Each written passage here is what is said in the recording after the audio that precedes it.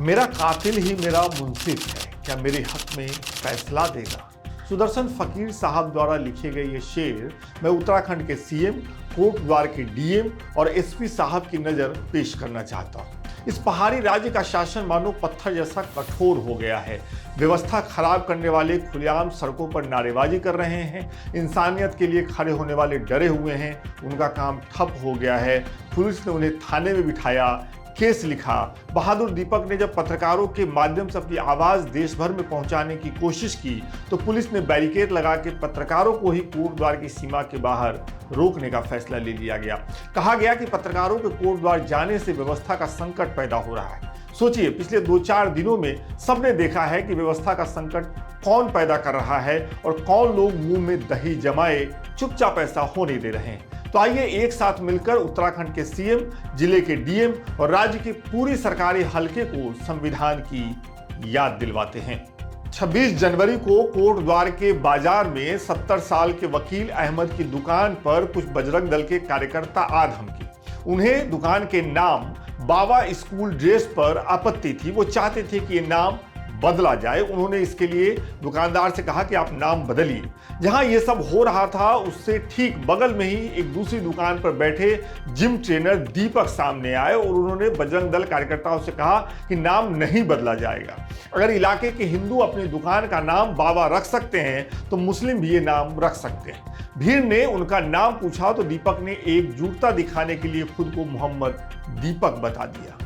इस पूरी घटना का वीडियो सोशल मीडिया पर वायरल हो गया। देश भर की शांति पसंद आबादी ने दीपक का साथ दिया। देखते ही देखते दीपक नेशनल हीरो सरीखे बन गए। लेकिन ग्राउंड पर तनाव बढ़ने लगा। 31 जनवरी को दीपक के जिम के बाहर विरोध प्रदर्शन हुआ। गाली दिए गए, आपत्तिजनक नारे लगाए गए। पुलिस तैनात हुई और हालात संभालने के लिए इलाके में फ्लैग मार्च निकाला गया। दीपक के खिलाफ शांति भंग करने के केस दर्ज किए गए। उन्हें और उनके साथी को थाने में बिठाया गया। 26 जनवरी के बाद से लेकर आज तक कोटद्वार में जो हुआ और जो हो रहा है वो किसी एक अकेले व्यक्ति की कहानी भर नहीं है।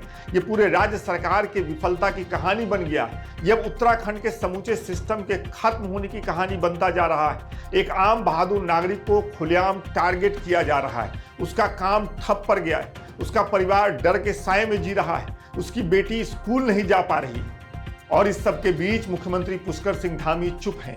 राज्य सरकार खामोश है। पीड़ित और गुंडों पर एक तरह की पुलिसिया कार्रवाई हो रही। मीडिया को राज्य में प्रवेश से रोका जा रहा है। लिहाजा अब सवाल के घेरे में केवल बजरंग दल के कुछ कार्यकर्ता नहीं है, अब तो समूचे प्रदेश के सिस्टम पर बड़ा सवालिया निशान लग चुका है। हमारा संविधान कहता है कि जब एक नागरिक को धमकाया जाएगा तो राज्य उसकी ढाल बनेगा, सरकार उसकी रक्षा करेगी। जब भीड़ या संगठन अपने हाथ में कानून लेने की कोशिश करेगा तो सरकार दीवार बनकर खड़ी हो जाएगी और धमकाने वाले को, कानून अपने हाथ में लेने वाले वर्ग को शासन के डंडे का सामना भी करना पड़ेगा। लेकिन कोटद्वार की तस्वीर बताती है कि यहाँ राज्य ने तमाशबीन बने रहना चुना है। दीपक कुमार का अपराध क्या है? एक बुजुर्ग दुकानदार के पक्ष में खड़े होना या यह कहना कि नाम और पहचान से इंसान की नागरिकता तय नहीं होगी। अगर किसी संगठन को यह अधिकार मिल जाता है कि वह यह तय करे कि कौन क्या नाम रखे, कौन क्या लिखे और कौन कहाँ रहे, क्या काम करे, क्या खाए, तो फिर सरकार की भूमिका क्या रह जाती है?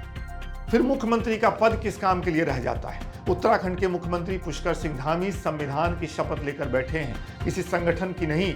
उनकी जिम्मेदारी सिर्फ प्रशासन चलाने की नहीं है, बल्कि यह सुनिश्चित करने की है कि राज्य में डर का नहीं, कानून का राज चले।